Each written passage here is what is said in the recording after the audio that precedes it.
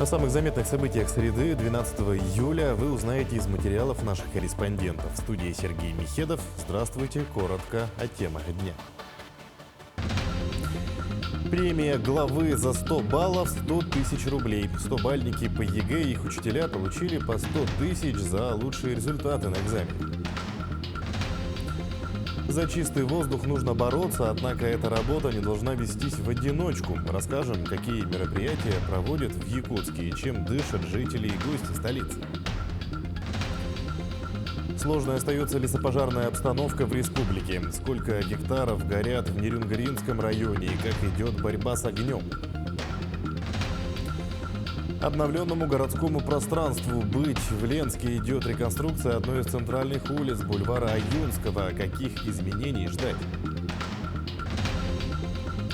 В Москве завершился финал Всероссийского военно-спортивного соревнования «Победа-2023». Честь нашей республики достойно защитила команда Чурапчинского улуса.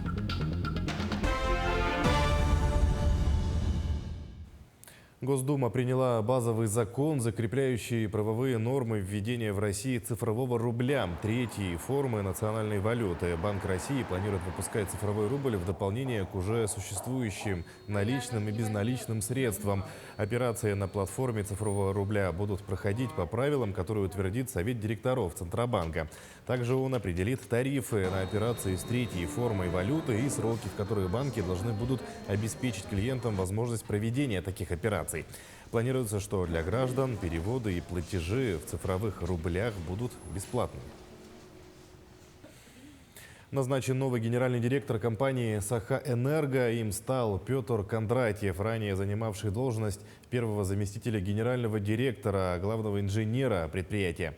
Напомним, это дочерняя компания «Якутская энерго», которая входит в группу «Русгидро». Сегодня мы представили нового генерального директора, это бывший главный инженер данной компании. Задача, которая стоит перед компанией, перед генеральным директором, это обеспечить, продолжить ту работу, которая была сделана по надежному энергоснабжению, обеспечить реализацию энергосервисных контрактов, ну и, конечно, надлежащее исполнение всех остальных обязательств, которые висят за энергетикой. В скором времени в Якутии появится музей Кембрия. Глава республики Айсен Николаев сегодня на встрече с академиком Российской академии наук Алексеем Розановым поддержал инициативу ведущих ученых о создании уникального музея. Академик считает Якутию одним из интересных мест для мировой науки. В прошлом году мы касались этого вопроса. Это строительство и образование здесь музея Кембрия в Якутии. Сегодня, собственно, было продолжение, и мы договорились уже конкретно, что надо делать.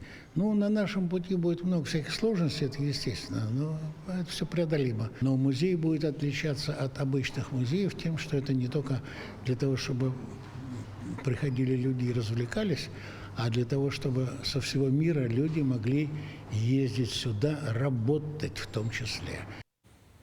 За 100 баллов 100 тысяч рублей. 100-бальники по ЕГЭ и их учителя получили по 100 тысяч за лучшие результаты на экзамене. Сертификаты вручил глава республики Айсен Николаев. Подробности события в сюжете Лены Андреевой. Анна Будищева сдала на 100 баллов ЕГЭ по русской литературе. Признается, что подготовка к экзаменам проходила очень непросто. Систематизированный подход, желание, упорство и трудолюбие ей помогли сдать все 5 предметов на высокие баллы. Анна отмечает, что именно любовь к чтению привели ее к заветным 100 баллам. Ой, честно признаться, я думала, что это все какая-то сказка, это все сон, потому что это просто нереально. И первые эмоции были, ты думаешь, что недостоин пока что этих 100 баллов, а потом понимаешь, какие усилия ты приложил в течение 2 лет и, может быть, даже большего количества времени. И потом, сегодня, например, я действительно ощутила, что мои результаты, они реальны. Анна уже определилась с выбором будущей профессии. Планирует поступать в отделение филологии в Северо-Восточный федеральный университет. Она хочет стать учителем русского языка и литературы, как ее любимая учительница, которая все эти 2 года готовила ее к экзаменам. Я была уверена в Ане. Это человек, который умеет и любит трудиться, любит литературу, и она заслуженно получила свои 100 баллов. Мы с Аней Будищевой готовились на протяжении 2 лет, 10-11 класс, систематически, скрупулезно относились к этой работе.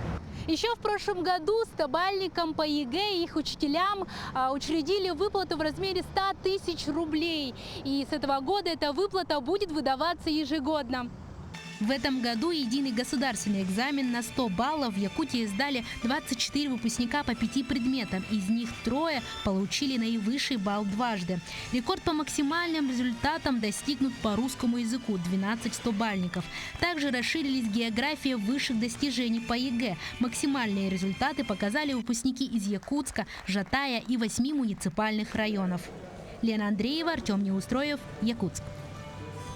Накопители для паромной переправы со стороны Нижнего Бестяха будут расширены на 2 полосы, а со стороны Якутска добавят еще 1 полосу. Работы проведут в этом году. На данный момент в Нижнем Бестяхе по быстро возводимым конструкциям строится пункт ожидания для пассажиров. Также в Якутске запланировано строительство пункта ожидания судов на воздушной подушке. Причал перенесут из 203-го микрорайона, где он мешает гражданам. Строительство подъездной автомобильной дороги начнется к концу июля, а благоустройство земельного участка в октябре.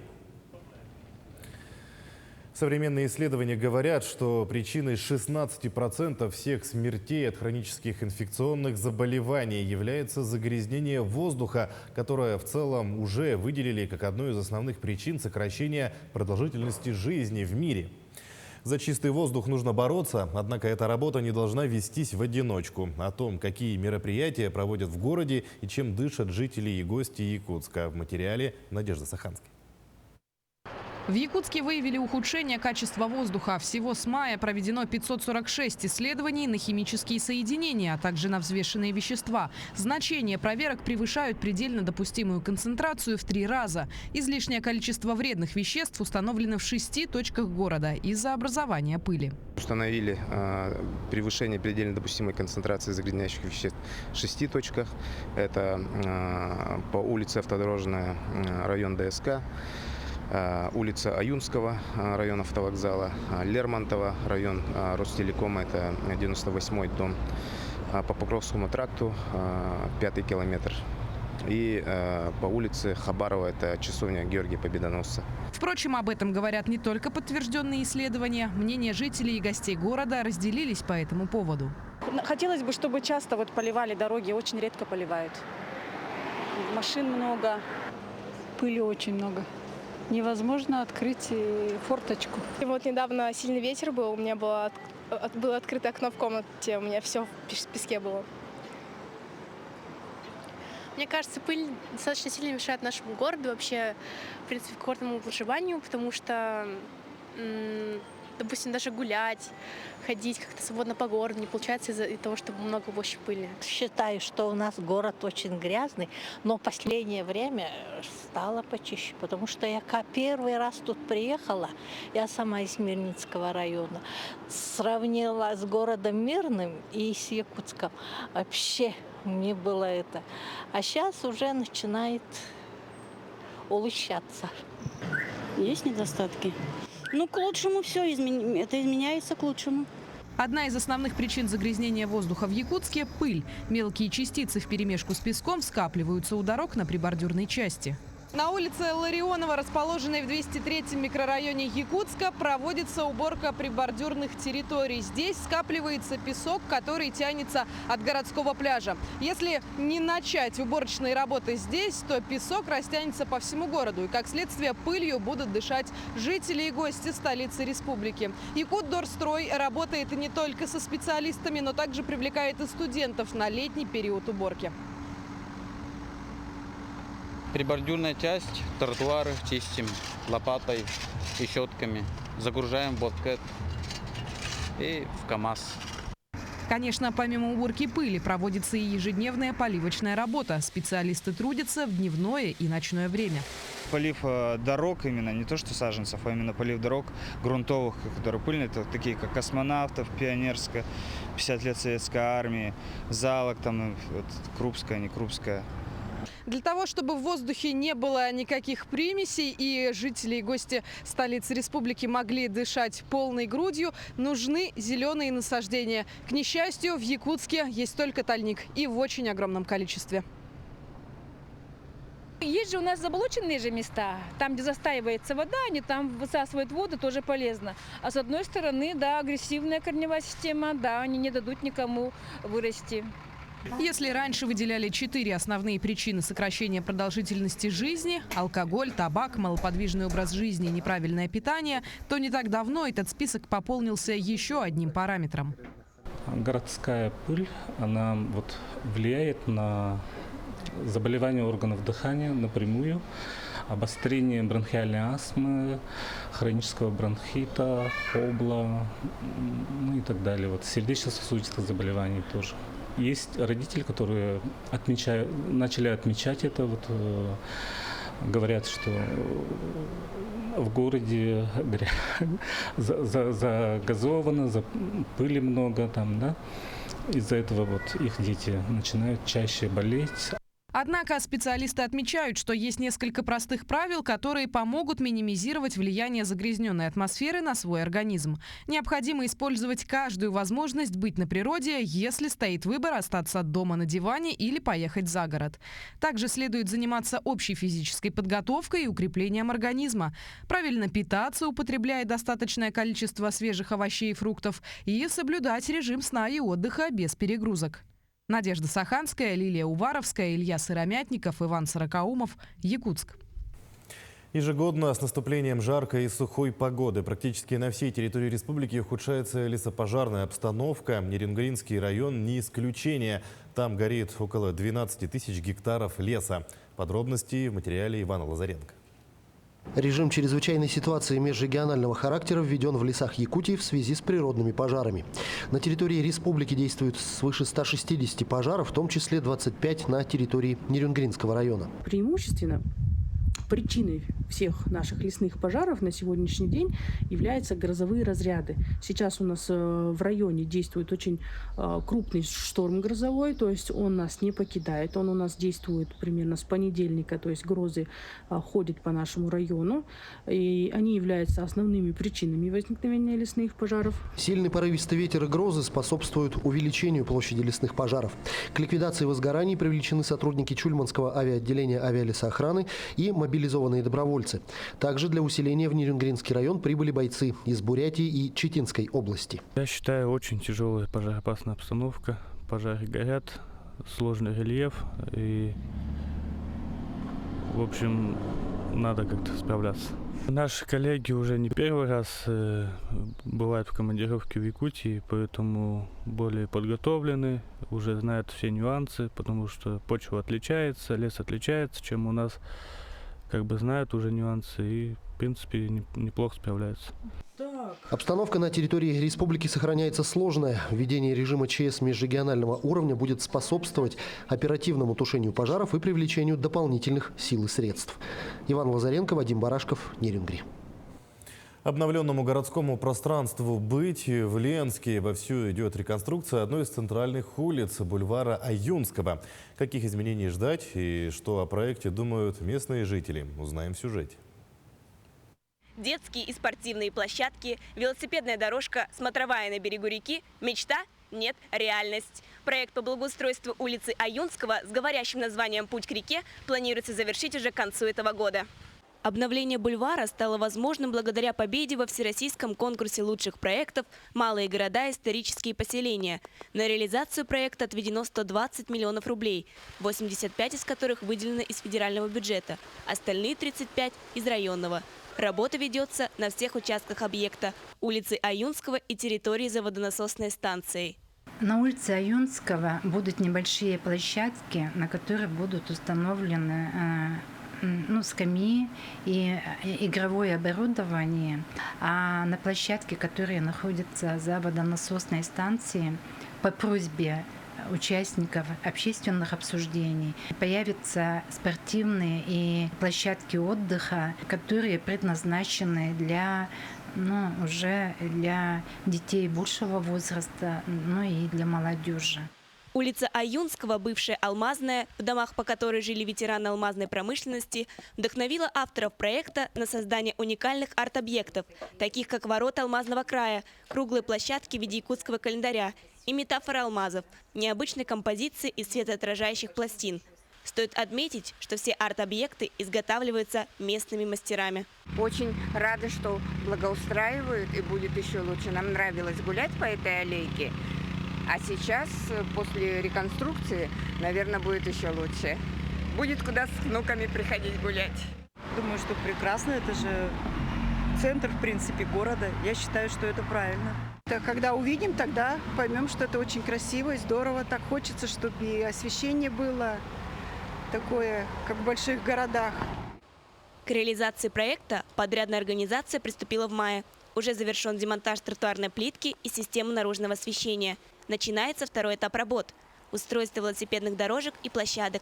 Для любителей покататься на роликах и на скейте будут оборудованы специальные места. В планах даже установка памп-трека – необычной велосипедной трассы с искусственными неровностями. На итог каждому найдется занятие по душе. Начало положено. Каким будет результат, узнаем по окончании работ. Мария Паснова, Виталий Андреев, Ленск. Банки обязали возмещать клиенту деньги, если они допустили перевод средств на мошеннический счет, находящийся в специальной базе Банка России. Такой законопроект принят Госдумой. Сделать возврат финансовая организация должна будет в течение 30 календарных дней после получения заявления от пострадавшего. Документ также предусматривает двухдневный период охлаждения, в течение которого банк не будет переводить деньги на подозрительный счет. О сомнительной операции он уведомит клиента. За это время человек, находящийся под влиянием злоумышленников, сможет одуматься и не подтверждать перевод. Расширение фермерского хозяйства, разведение табунных лошадей, выращивание овощных культур. Такие направления в бизнес-проектах предлагают претенденты на получение сельхозгранта. Двухдневный конкурсный отбор стартовал сегодня в Минсельхозе. Пятилетние планы членам экспертной комиссии озвучивают более 100 конкурсантов со всей Якутии. В свою очередь, внимание экспертов обращено на экономическую часть проектов. Интересует наличие сельхозбазы, сенокосных участков и многое другое. В этом году на поддержку начинающих фермеров по гранту «Агростартап» предусмотрено 92 миллиона 200 тысяч рублей. В том числе 33 миллиона выделено из федерального бюджета. Изменения у нас есть в части предоставления гранта, использования суммы грантов на приобретение сельхозземель с муниципального образования. Это изменение есть, и по бальной системе изменения есть у нас. Они со всеми документами уже считают свои баллы, а комиссия всего лишь проверяет эти баллы и может согласиться с бизнес-проектом или нет. И по результатам этого конкурсного отбора мы на следующей неделе выявим победителя.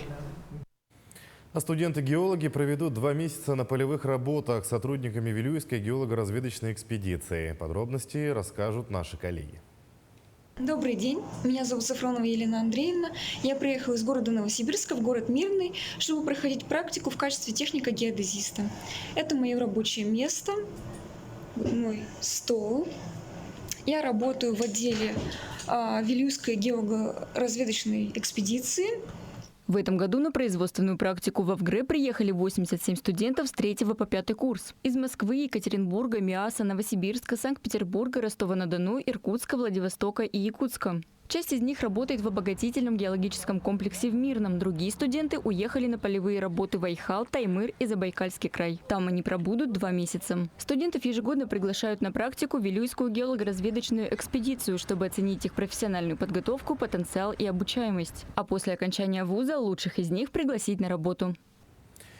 Дети Азии станут самым масштабным спортивным событием в стране в следующем году. Об этом заявил Айсын Николаев в ходе заседания оргкомитета по подготовке и проведению спортивных игр, которые пройдут в Якутске. На ремонт спортивных объектов выделено около 700 миллионов рублей в этом году. В следующем году планируется дополнительно направить 300 миллионов. Ведется капитальный ремонт на 9 спортивных объектах. Строят 2 многофункциональных спортзала в селе Хатас и Сайсарском округе Якутска.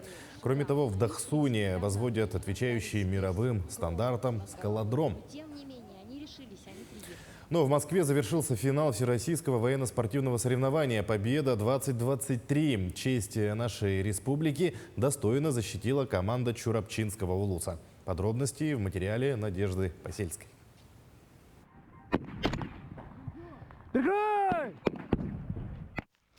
Победители региональных этапов соревнования «Победа» с 84 регионов страны собрались на полигоне Таманской дивизии в поселке Алабино.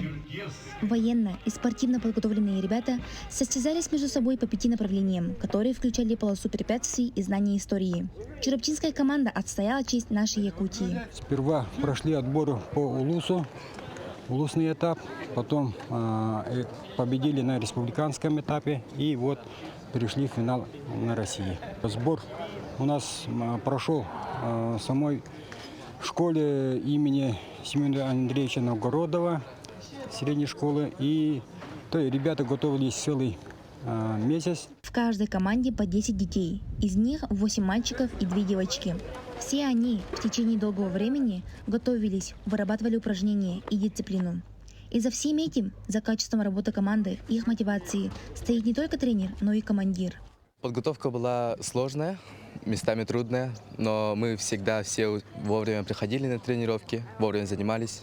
Все были сплоченные, вместе занимались. Надо всегда следить за командой, контролировать ее, всегда говорить, куда идем, во сколько идем, водить за собой, соблюдать дисциплину. Благодаря правильному наставничеству тренера, качественной работе командира и высокому профессионализму всех участников достигаются новые вершины. Слаженная работа в команде, ответственность за себя и других, дисциплинированность – это все то, что является целью конкурса «Победа». И то, что здесь сегодня проводятся именно игры юнармии, это радостно в плане того, что наше поколение подрастающее именно сейчас на фоне всех событий, они в единой нашей системе поддерживают нас и показывают и доказывают свой патриотизм, свое мужество, находясь здесь. Насыщенная неделя, полная соревнований и разных мероприятий, закончилась успешно. По итогам состязаний ребята из Якутии вошли в 20 лучших команд России. Надежда Посельская, Григорий Николаев, Москва. И еще о спорте. Теперь гонщики смогут повышать свои навыки не только на улицах города. В Мирном открыли тренировочный полигон для мотоциклистов. Там любители быстрой езды будут тренироваться по специальной дисциплине. Подробности у наших коллег.